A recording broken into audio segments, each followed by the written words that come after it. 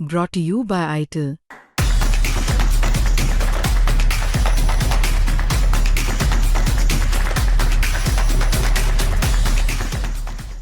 तो आदाब, नमस्कार, गुड इवनिंग, सत श्री अकाल। एक बार फिर आप तमाम लोगों का स्वागत है क्राइम तक की कहानी के इस एपिसोड में। उम्मीद है पूरी फैमिली अच्छी होगी, अपना और अपनों का ख्याल रख रही होगी।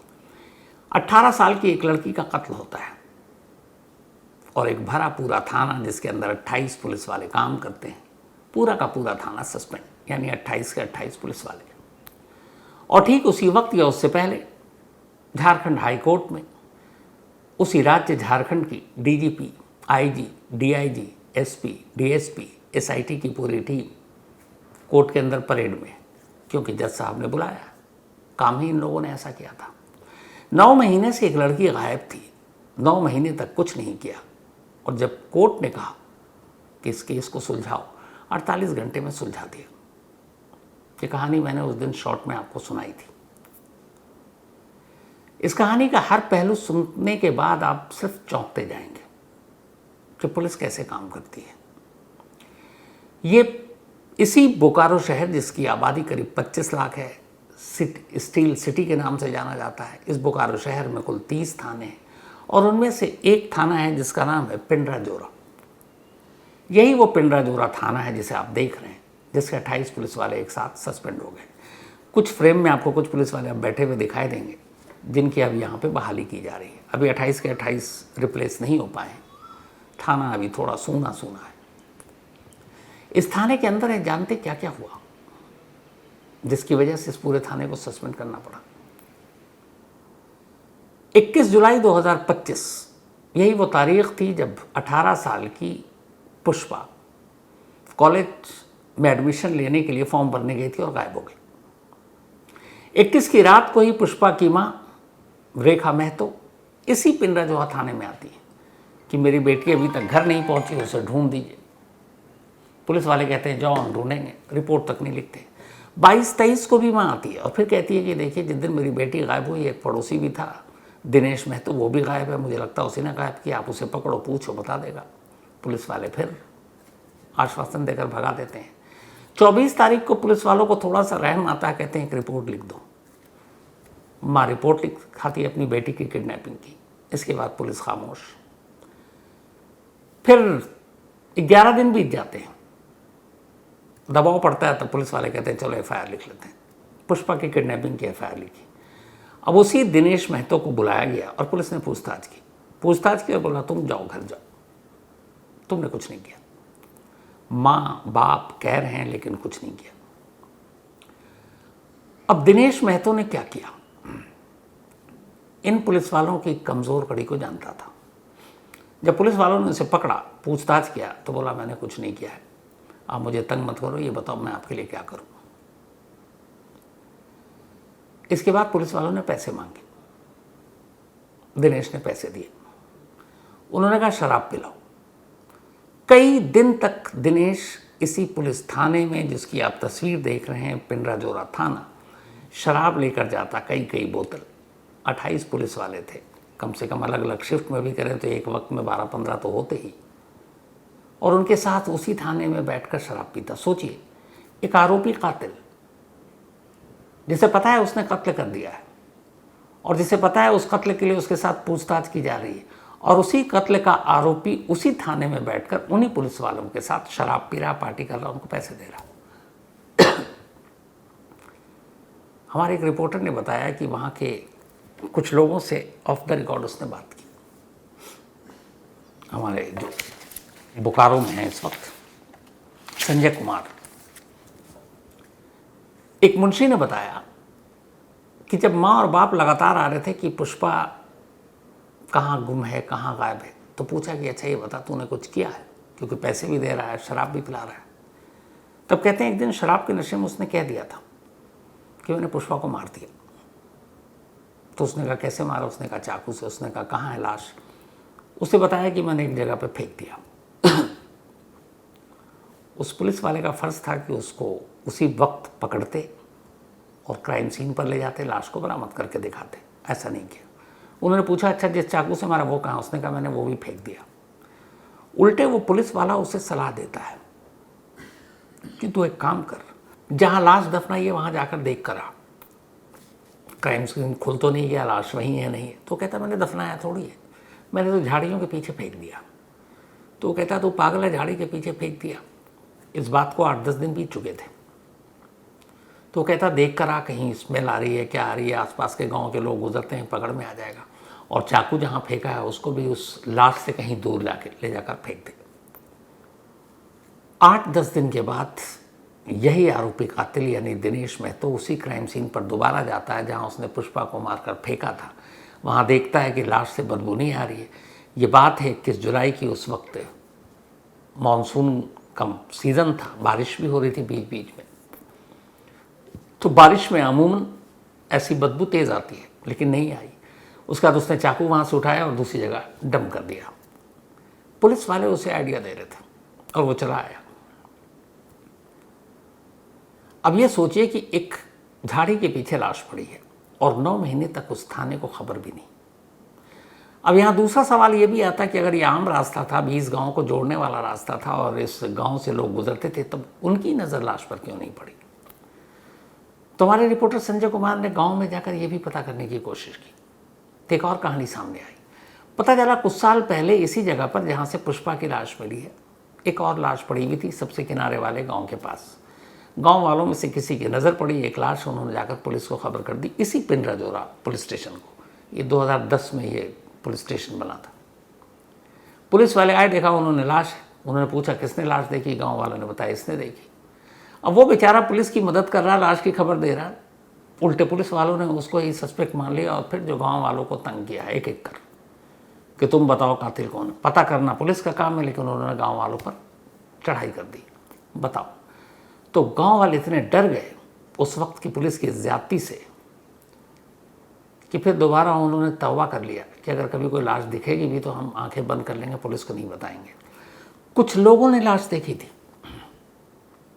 लेकिन उन्होंने पुलिस को नहीं बताया, क्योंकि पिछला वाकया उन्हें याद था कि जैसे ही बताएंगे पुलिस इस केस में उनको ही उल्टा लपेट देगी। खैर ये चलता रहा। उधर माँ बाप परेशान रहे, दिनेश महतो उधर पुलिस स्टेशन में बैठकर पार्टी करता रहा, जिसको कि जेल में होना चाहिए। फिर कहते हैं कि जिस पुलिस वाले को उसने बताया था कि मैंने उसको मार के फेंक दिया है, तो उसने कहा कि फिर तुम तुझे पकड़ेंगे, तुझे छोड़े क्यों। तो उसने कहा हम पैसे देंगे। कहते हैं कि उसने 10 लाख रुपए का इंतज़ाम किया और इस थाने के पुलिस वालों को दिया। एक पुलिस वालों को तो उसने कहा कि मैं तुझे हर महीने, जिसको ये बताया था स्पेशल एक पुलिस अफसर, उसने कहा मैं तुझे हर महीने 35,000 रुपये दूंगा। पैसों के आगे पूरा थाना बिक गया। पार्टी चलती रही, पैसे लेते रहे, पुष्पा का पता नहीं, माँ बाप परेशान। और धीरे धीरे हफ्ता महीना गुजरता गया। मार्च के महीने में, इस दौरान में माँ बाप इस थाने के चक्कर काट रहे थे। फिर जो एसपी हरविंदर सिंह हैं उनके पास दफ्तर गए, पर सभी ने सिर्फ ये कि जांच कर रहे हैं, कोशिश कर रहे हैं, प्रयास कर रहे हैं, इसी का झुंझुना पकड़ाया और लौटाते रहे। फिर वो गांव के मुखिया के पास गए, फिर वो विधायक के पास गए, सभी ने मुंह मोड़ लिया। आखिरकार मार्च में किसी शरीफ इंसान ने सलाह दी कि आप चले जाओ, वहाँ की जो परिषद की, ग्राम परिषद की उपाध्यक्ष हैं बबीता देवी, उनसे जाकर मिलो। बबीता देवी से मिली, तब बबीता देवी उनको लेकर एसपी के दफ्तर गई, लेकिन एसपी साहब ने उनको भी झुंझुना थमा दिया आश्वासन का। उन्हें लग गया कि ये पुलिस वाले नहीं ढूंढेंगे।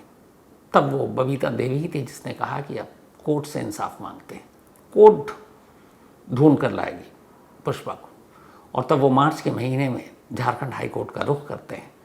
कोर्ट आदेश देता है। 9 अप्रैल को पुरानी एसआईटी टीम खत्म, नई एसआईटी बनती है, 10 अप्रैल को टेक ओवर करती है और 11 अप्रैल को उसी दिनेश महतो को जाकर उठाती है एसआईटी की टीम और कहती है कि चलो। और उसके कुछ घंटे की ही पूछताछ में पुलिस ये कहती है कि उसने एक्सेप्ट कर लिया अपना जुर्म, उसी ने मारा है। उसके बाद वो उसे लेकर एक जंगल जाते हैं। अब ये जो जंगल में इस वक्त आप तस्वीरें देख रहे हैं, ये उस क्राइम सीन की है जहाँ पुलिस उस पुष्पा के कंकाल को ढूंढने के लिए आई है। अब जब पता चला तो बोकारो छोटा सा शहर, सारे मीडिया वालों को पता चला। अमूमन ऐसे क्राइम सीन पर पुलिस वाले भी मीडिया को अलाउ करते हैं, कैमरे को, कि देखो भाई हम लोग मेहनत कर रहे हैं, काम कर रहे हैं, ढूंढ रहे हैं। इवन आपको याद होगा ये श्रद्धा और वाले मामले में यहाँ पे जब मेहरौली के जंगलों में तलाश हो रही थी, दिल्ली पुलिस जैसी फोर्स, मीडिया के कैमरे वैमरे सब थे।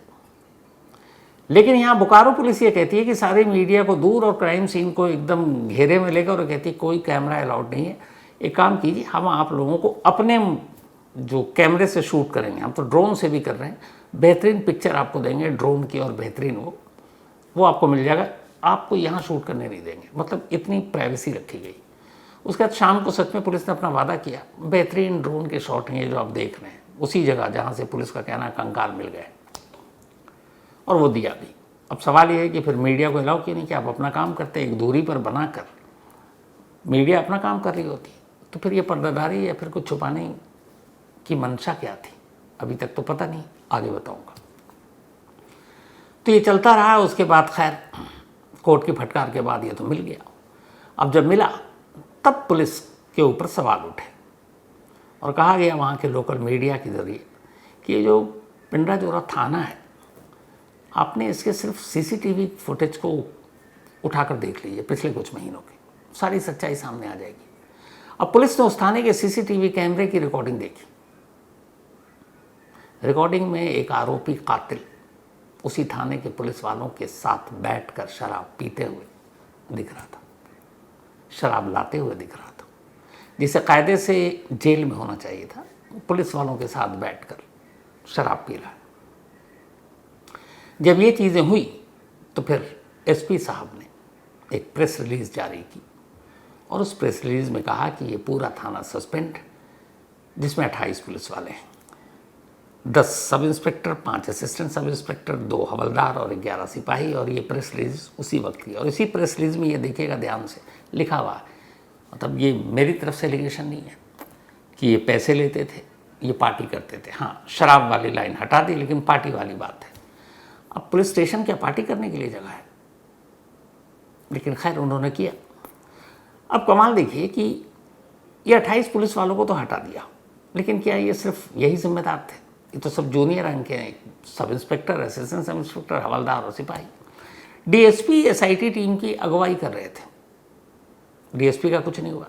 खुद एसपी जो बोकारो शहर के सबसे बड़े पुलिस अफसर हैं, 9 महीने तक कुछ नहीं हुआ, इनके थाने में पार्टी चल रही है, इनको कोई खबर ही नहीं, इस केस की खबर नहीं। एक लड़की गुम है, किडनैपिंग का केस है, लड़की के माँ बाप नाम बता रहे हैं, पुलिस वाले कुछ नहीं कर रहे हैं। अगर एक एसपी को ये पता नहीं तो फिर एसपी की कुर्सी पर रहने का भी हक नहीं है। इसके अलावा उस जोन के डीआईजी, फिर आईजी, मतलब किसी को कुछ पता नहीं है। तो सवाल है कि सिर्फ 28 पुलिस वालों को सस्पेंड कर दिया, जो बड़े अफसर हैं इनका क्या? तो फिर एक और खेल हुआ। अभी 17 अप्रैल को झारखंड सरकार की तरफ से एक रिलीज़ जारी की गई है, ये वही है। इसमें बहुत सारे सीनियर अफसरों के तबादले और पोस्टिंग अलग अलग किए गए। अब टाइमिंग बड़ा मैटर करता है। इत्तेफाक से ये जो ट्रांसफ़र और पोस्टिंग के नए आदेश आए झारखंड गवर्नमेंट की तरफ से, उसमें यहाँ के एसपी, आईजी, डीआईजी, इन तीनों का भी नाम है। अब सरकार कहने को कह सकती है कि एक रूटीन ट्रांसफ़र पोस्टिंग है, लेकिन फिर टाइमिंग वही, 28 पुलिस वाले सस्पेंड, पूरा थाना सस्पेंड, और उसके 4-5 दिन के अंदर अंदर इस बोकारो शहर के टॉप जितने पुलिस अफसर हैं ये भी सस्पेंड। मतलब कहने को टर्म सस्पेंड नहीं है, ट्रांसफ़र है, सस्पेंड गलत शब्द है, ट्रांसफ़र क्योंकि आदेश है। लेकिन टाइमिंग को जोड़कर देखने वाले कह रहे हैं कि ये भी गाज इन लोगों पर इसी वजह से गिरी है। तो एक केस ने कितने बड़े बड़े अफसरों को निपटा दिया, ये कहानी का एक पहलू है। अब दूसरा पहलू इससे और भी खतरनाक है।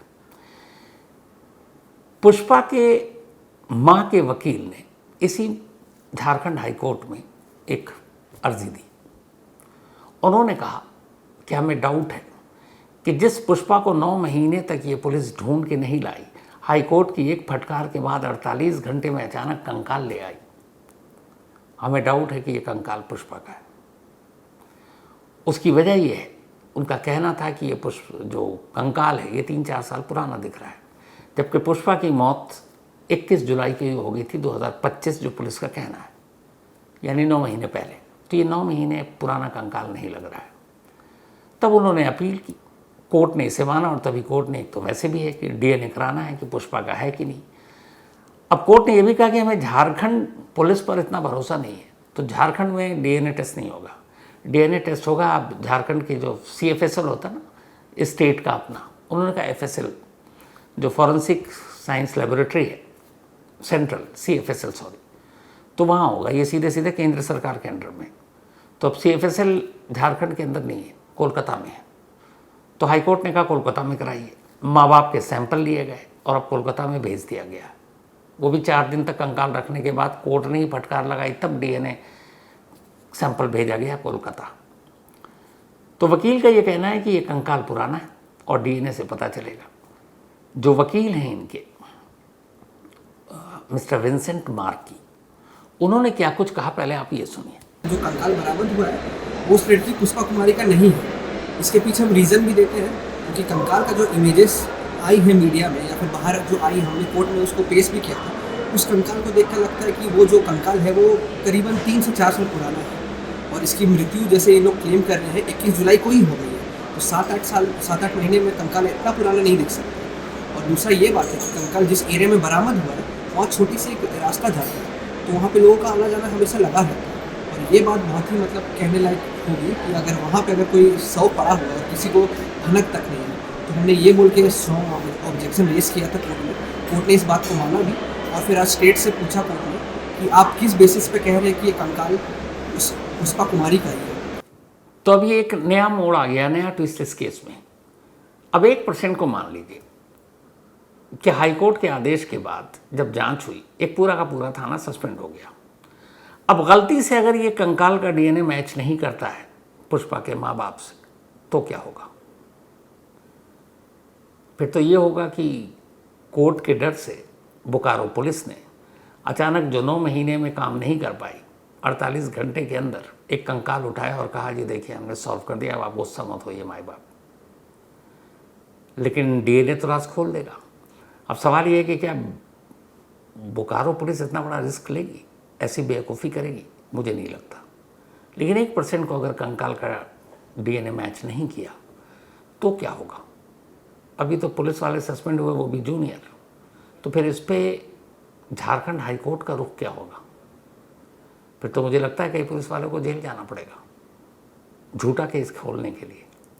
लेकिन ये सब कुछ डिपेंड करेगा इस डीएनए की रिपोर्ट के आने के बाद। और इस डीएनए की रिपोर्ट के साथ कोर्ट ने 2 हफ्ते के बाद सभी पुलिस ऑफिशियल को आने को कहा है, एसआईटी की टीम को आने को कहा और फिर से झारखंड की जो डीजीपी हैं उनको भी पेश रहने के लिए कहा है। तो 2 हफ्ते के बाद ये क्लियर हो जाएगा कि ये कंकाल जो है ये किसका है। अब जहाँ तक ये है कि बोकारो पुलिस के हिसाब से दिनेश महतो ही कातिल और उसी ने मारा, तो फिर रीज़न क्या था? तो जो कहानी सुनाई बाकायदा इस पर एक प्रेस कॉन्फ्रेंस की, हरविंदर सिंह जो एसपी हैं, अब नहीं है क्योंकि उनका ट्रांसफ़र हो गया, तो हम उन्हें एक्स एसपी ऑफ बोकारो कह सकते हैं, पूर्व एसपी। तो उनका कहना था कि 21 जुलाई को पुष्पा अपने घर से कॉलेज गई थी, 10 किलोमीटर दूर घर से, फॉर्म भरने के लिए, कॉलेज में एडमिशन लेने के लिए, और फिर वो लौटी नहीं। पुलिस का कहना था कि पुष्पा की शादी उनके घर वालों ने तय कर दी थी और इसी दौरान में अब जो दिनेश महतो है उसने ये कहा कि पुष्पा मुझ पर शादी करने के लिए दबाव डाल रही थी और मैं उससे दूर भाग रहा था। अब यहाँ पे सवाल ये कि अगर पुष्पा की शादी तय हो चुकी थी तो फिर दिनेश पर वो दबाव डाल रही थी कि मुझसे शादी करे, या दिनेश उस पर दबाव डाल रहा था कि तुम वो शादी तोड़कर मुझसे शादी करो? इसका जवाब फिलहाल पुलिस के पास नहीं है। पुलिस का कहना है कि हम इसकी तफ्तीश कर रहे हैं। तो खैर मामला ये था कि दबाव डाल रहे थे। इसके बाद जो बकौल दिनेश ने पुलिस को बताया, जब वो फॉर्म लेने गई तो इसी दबाव की वजह से दिनेश परेशान था। वो कॉलेज तक पहुंच गया उसके पीछे पीछे, फिर उसने उसे बहाने से कहा तुमसे कुछ बात करनी है चलो, और उसी कॉलेज से सिर्फ 1 से 1.5 किलोमीटर दूर जो झाड़ी है जिसके बीच से 20 गांव के रास्ते भी गुजरते हैं, नेशनल हाईवे से 200 मीटर के नीचे उतरकर वो वहाँ पर ले गया। वहाँ से उसने उसे चाकू से मारा। मारने के बाद उसने उसकी लाश को झाड़ी के पीछे फेंक दिया और वापस चला गया। तो मोटिव ये बकौल पुलिस कि पुष्पा शादी करना चाहती थी और दबाव डाल रही थी उसके ऊपर, और दिनेश करना नहीं चाहता था। और बस इसीलिए मार दिया। हालांकि इस कहानी में भी झोल इसलिए है कि पुष्पा की ऑलरेडी शादी तय हो चुकी थी और उसके घर वालों के हिसाब से वो खुशी खुशी शादी करने को तैयार थी। तो कौन किस पर दबाव डाल रहा था इस पर पुलिस भी क्लियर नहीं है। अभी खुद प्रेस कॉन्फ्रेंस में कहा उन्होंने कि अभी हम इसके बारे में पता कर रहे हैं। इस कांड के अनुसंधान में बहुत सारी चीजें आई, बहुत सारे पहलू आए। आप भी जानते हैं हाईकोर्ट भी इसको मॉनिटर कर रहा था और इसमें उनके द्वारा लगातार कई दिशा निर्देश दिए जा रहे थे इसके त्वरित उद्भेदन हेतु। हम लोग भी अपनी तरफ से हर तरीके का संभव प्रयास कर रहे थे, बट ऑफ लेट जो है, जब अनुसंधान को हमने देखा, बहुत नज़दीकी तरीके से देखा उसको, और जैसे जैसे उसका उद्भेदन की ओर बढ़े, तो जो पूर्व के इसमें इन्वॉल्व लोग थे, जो चाहे थाना प्रभारी हो, चाहे आईओ हो, और भी जो एसआईटी के मेंबर्स थे, उनका जो इसमें जो होना चाहिए था, जिस तरह का उनका आचरण होना चाहिए था, जिस तरह से उनको अप्रोच करना चाहिए था, कहीं ना कहीं उसमें हमें सस्पिशियस एंगल्स कुछ ऐसा प्रतीत हुआ और संदेहास्पद उनका आचरण प्रतीत हुआ, जिसके कारण उनके विरुद्ध जो है अनुशासनिक कार्रवाई की जाएगी। आज ही सभी को सस्पेंशन ऑर्डर्स मिल जाएंगे। तो ये मोटिव भी हो गया, लेकिन अब सबसे बड़ा सवाल यही है कि कंकाल का क्या होगा। तो जैसे ही इस कंकाल की डीएनए रिपोर्ट आती है आपको बताऊंगा, क्योंकि मुझे लगता है कि इस केस में अभी पता नहीं और क्या क्या नया ट्विस्ट सामने आया। लेकिन ये इस देश का एक अजीब केस बन गया जिसमें एक कत्ल ने एक पूरे थाने को सस्पेंड करा दिया। एसपी, आईजी, डीआईजी, ये सब चाहे रूटीन हो लेकिन ट्रांसफ़र के भी लपेटे में आ गए। और अभी भी कहानी का क्लाइमैक्स इसलिए बाकी है कि जब तक कंकाल साबित नहीं हो जाए पुष्पा का है, इस केस में कुछ भी हो सकता है। तो आज की कहानी में इतना ही। अब आपसे मुलाकात होगी कल रात 9 बजे किसी नई कहानी के साथ। तब तक अपना और अपनों का ख्याल रखिएगा। Thank you very much.